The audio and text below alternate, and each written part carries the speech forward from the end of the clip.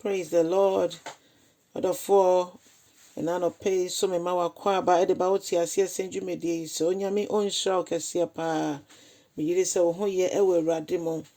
ene nso so nyame nkronkron ye bɔ mpaye wo ka ye ho yi koso na tu ye mfo ma yente wase ene nso asɛm ma yente wase Awurade na me so na kasa cho ye nyina na ye ho wani onyam e wo Jesus Christ wodin mu ene ye bɔ mpaye. Hallelujah. Odofo anenso ye be fa yakenkan sam afi Matteo asempati dum wotwe ne gichemu aduonu baako ekosi aduasa ennum e wakakra yie na tifi asem no etre se okafo a ono no wantumi amfa anche okafo no wantumi amfa anche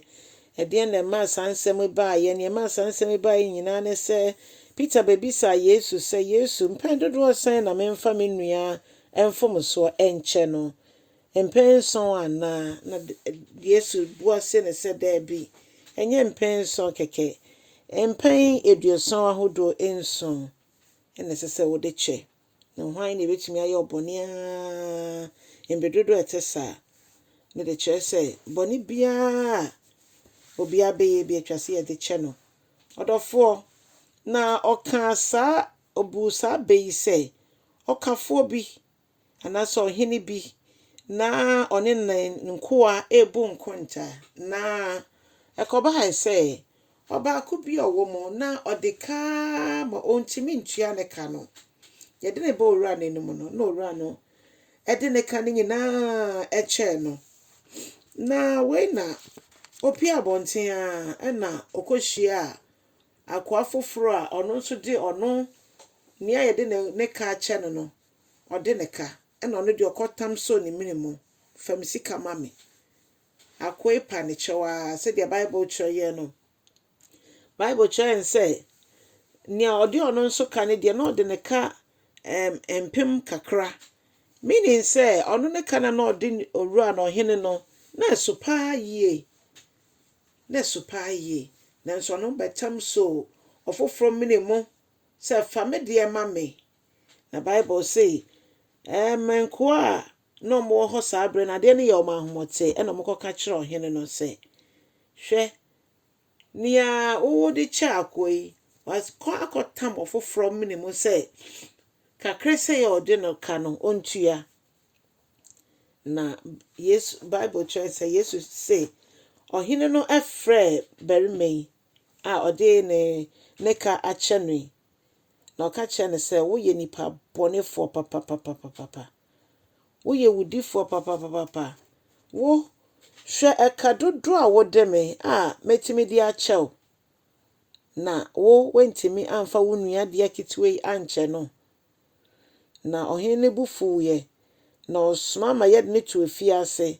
na omo de ne fa hoyehie mu na oka se edi be wie no oka se eno nti meja wosoro no nia waya mamoni nti se mo de mo amfa mo nua no mfom so anche wo mo a ono nso onfa enche mo eno nti so yemfa nche mfiri akoma mu odofo Yesu Kristo eka waba betua de amaye no no de ebone ache ye no nka ye ntimi ntua sa aka no nanso ni nyina echi no ye nua ye bone a ye ntimi mfa nche odofo eno ni ade ba ko a ye se nyame nkronkron se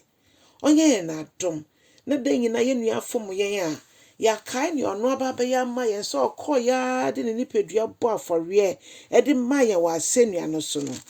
e de tua ye bone ho ka no